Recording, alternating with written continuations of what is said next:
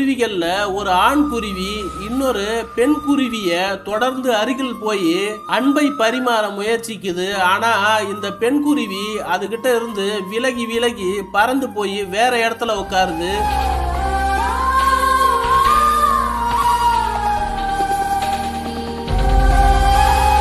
சற்று நேரத்துல தனியா உட்கார்ந்து இருந்த இன்னொரு குருவி அங்கிருந்து பறந்து போயிடுது. அதுக்கப்புறம் அந்த பெண் குருவி தானாகவே அந்த ஆண் குருவி கிட்ட போய் உட்கார்ந்து அன்பை பரிசளிக்குது.